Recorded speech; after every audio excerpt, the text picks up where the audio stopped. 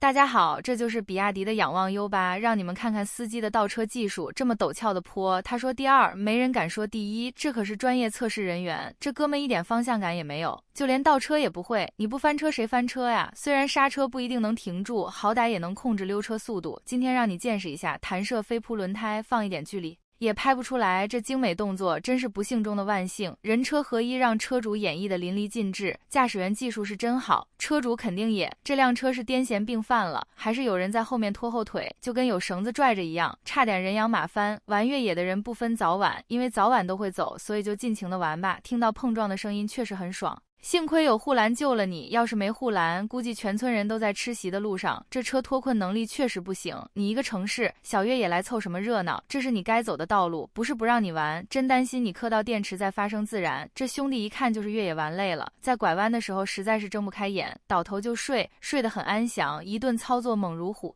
翻车就响，250，就这技术还出来越野太丢人了。这辆小红车太刺眼了，而是认为自己很猛，由原地直拔着速度表现，能不翻车才怪。小黑车由于速度过猛，轮胎气压太足，3连跳之后说再见，直接下山休息。土豹子越野现车看样子更严重，居然变成内霸了，拉近镜头看一下，果然是腿断了，这真是吃饱撑的，大晚上玩好了一身灰，玩不好一盒子灰。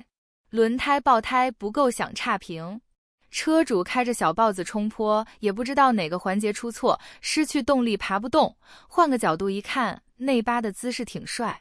行车上录音雨雪天气路滑发生碰撞，轮胎和车身分家。路边的柱真的好无辜，国产坦克冲坡爬到一半，表演起小节目给大家展示一下，侧方位翻车，司机挺有节目的。拔河界的鼻祖在沙漠越野是翻车，都以为已经报废了，谁想到人家居然还可以开。这条路狗看到都知道绕道走，这司机傻乎乎的往里面开，真以为自己天下无敌啊，被现实打脸了吧。北京 BJ40下河现车，无奈的只能被战友用绞盘救援。这一下真成泡水车了，驾驶室全是水，仰望 U8 挑战到欠坡，万没有想到居然爬了3.5米，这难道就是你？轮胎冒烟了也上不去。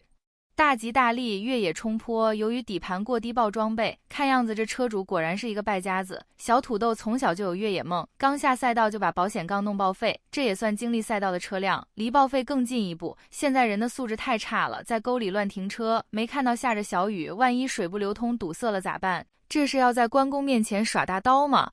后面的坦克分分钟碾压你，你还在这玩两驱车，来凑什么热闹？6月1号的温捷 M9，3天之前凌晨的时候撞掉了，报废掉了，气囊全弹啊！撞哪里去了？左拐的路口前走大概200米，有一棵树，那是一个稍微有一点弧形的弯道，我是直走弯拐大了，然后不小心直接撞上去了，速度没控制好，撞上去了。速度是40码，40码撞树怎么会撞报废的？全车气囊全部残掉，前引擎溃缩，右前轮歪掉，拖车也拖不了。它 AEB 为什么没有介入？因为这个车不是说主动安全和被动安全都很好吗？那你得问于大嘴去了。反正我现在是问厂家，也没有回复。我看了一下你的视频啊，前面这个树呢并不粗。以视觉或者说激光雷达不一定能够识别，而且树它是静止的。虽然说你速度不快，但是呢，确实问题在哪里呢？问界在每次发布会宣传的时候都告诉大家，你看我的是遥遥领先，让大家对于自动辅助驾驶或者说 AEB 的心理预期比较高，这个是造成你发生这个事情的一个主要原因。而且因为它不是还有一个车道偏移，也没有给我回正，是你的车稍微有点朝右边偏了才撞上的。通过你这个视频来看的话呢，它这套系统呢只能说不优秀，但是你说责任肯定还是你的责任。对，保险公司给你定损说可以走报废了。赛力斯他们也有一个应该是类似于保险的，如果出任何事故，定损超过30%就是算全损，按新车的价格赔。那如果说能赔新车呢，也是好事儿。但是你就想弄明白这车为什么会撞到树上。对，现在就算给我一模一样的，说实话我也有阴影的。你人有受伤吗？我主驾驶没受伤，我的2个员工都在后面受伤了。他是受了什么伤啊？被气囊弹到了，然后住院。去跟厂家去递交一下流程，你说我要那个事故的报告，再来谈后面的事情。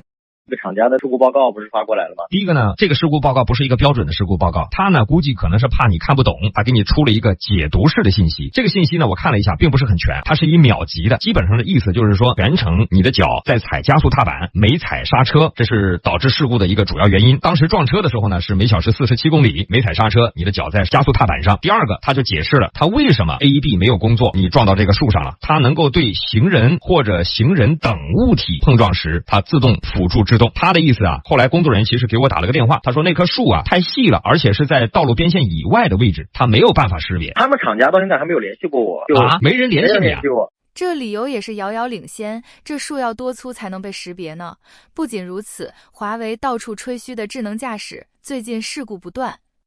而且有博主将华为自动驾驶的智障行为做了一个合集，结果被华为警告，不许传播关于智驾的负面信息。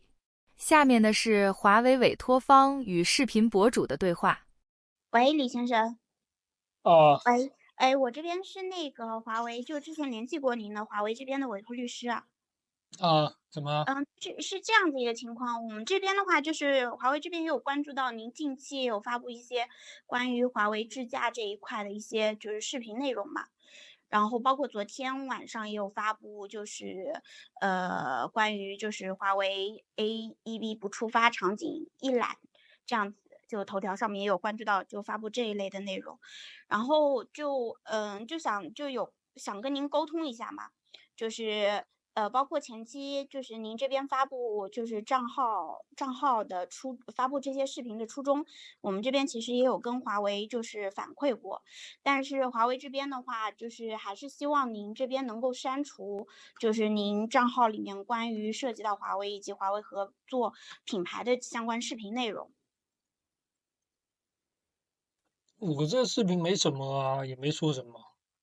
对，我就是它，因为情况是这样子的，就是华为这边的话，其实还是比较忠于就是干实事的，就是希望能够在就是实处去解决，就是那个消费者啊，包括用户提出的这些问题，他们也不希望有就是太多的曝光度，包括虽然就可能您的视频内容是有一些就是排行榜什么之类的。但是整体就您账号里面就是收集的一些就是视频的话，其实还是就是关于车祸类的负面内容嘛。其实对华为包括对其他车企来说，就是造成的影响还是比较偏负面的。然后另外这一块的话，你包括近期我不知道您这边了不了解到，就是像网信办这一块，其实现阶段开展的一些就是清朗整治自媒体的一些专项行动中，也有特别提到，就是包括这种收集企业一些负面信息的账号进行打击的，有一些进行特别说明的，不知道您这边有没有关注到？其实这一块现阶段对华为来说还是比较就是影响还是比较负面的。有负面就要删除，还拿网信办来威胁博主，感觉网信办是华为自己家开的一样。只能说华为在中国的权力不是一般的大。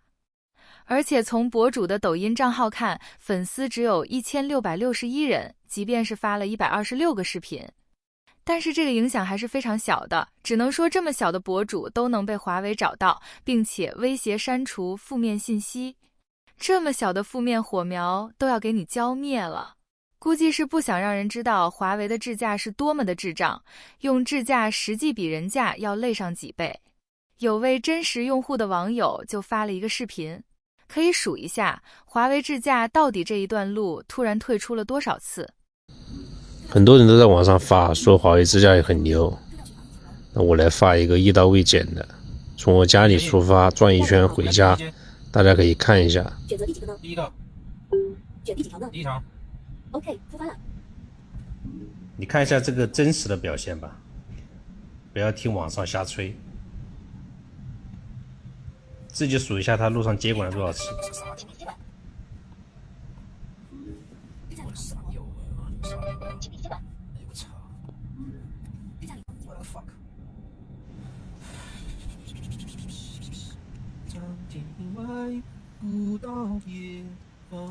这里一直不超车，跟着人家后面，我手动扒过来的，然后突然又加速，猛加速。你他妈这里牛开这么快！你看这里他拐弯，拐完了之后拐到对向车道去了，然后发现来了个车，然后又摆回来。然后这里旁边一个电动车，它就突然减速，减得很低很低的速度。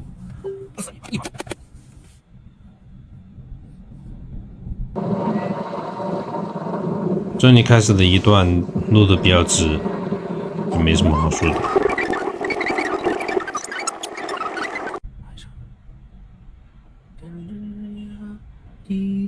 这个地方因为闹市区人比较多，然后送外卖的穿插来往的，接管了几次。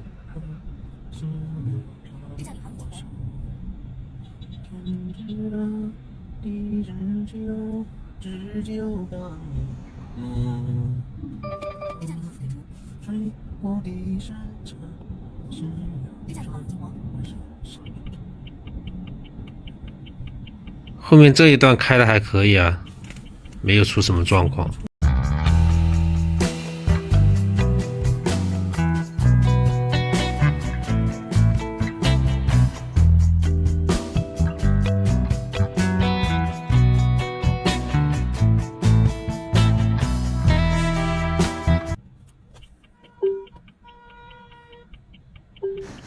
这一个大转它转不太过去，我手动接管了，然后后面还差点撞到人家特警的车。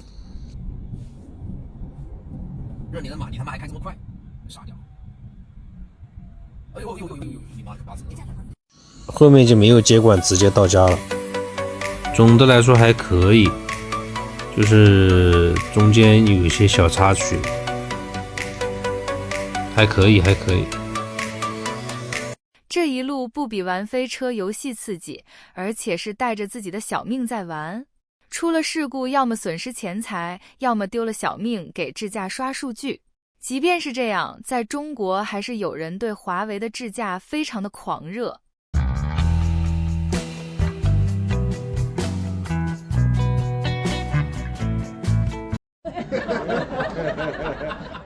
这是真的刺激啊！下面就是悬崖哦。这台小米 SU7 可惜了，不是号称135千米都能刹得住的超强 AEB 主动刹车吗？怎么撞成了这样？小米 SU7 的热度一直很高，但是有车主却吃了一个很大的亏。他发视频说，小米汽车的出险率真的太高了，不接触式出险都能出险太难了，出门准备掉头，后边骑电动车的孩子，非机动车道行驶，一边拿手机一边骑车，最后摔倒离我那么远，结果我是主要责任，你们觉得合适吗？在中国，这个应该只能捏着鼻子认了，是你的小米 SU 欺吓到小朋友了，算作人道主义关怀了。如果需要重新行政复议，估计扯皮的时间一般人都受不了。不知道大家怎么看？这样的情况除了中国，还有哪里是要车主来出险赔偿的？有内行人表示，比亚迪的一个最大的失误之处呢，它就是竟然把丰田的筷子悬挂呀也给学了呀，就一根一根的那个小筷子的筷子悬挂也把它给学了。这个事情就反映了呀，比亚迪它现在还没有完成一个它自己的一个自主意识的觉醒，对吧？就是说它是以丰田为师啊，它是处处学习丰田，模仿丰田的呀，丰田怎么做他就怎么做，就恰好呢，就是因为他自己没有形成他自己的价值观啊，所以说他无法去分辨是非，什么是好，什么是坏，他还分辨不出来，所以说啊，丰田好的他也学了，然后坏的呢他也一下呀也给学了呀，这就是一个非常尴尬的一个局面啊。我认为到比亚迪到现在为止，它真的是还没有形成一个自主意识，就说它还没有从自己由内而外的呀向自己发问，就说我到底要造一个什么样的车，这个问题我想他自己是没有想清楚的呀，他就是看看别人，看丰田啊，看其他的汽车公司他们是怎么做的，对不对啊？你那样做啊，我也这样做，对不对？你那样设计底盘啊，我也这样来设计底盘，它都还是处于这么一种跟随的状态，它还不是一个引领的状态啊。这个对于比亚迪来说是一个比较尴尬的事情吧。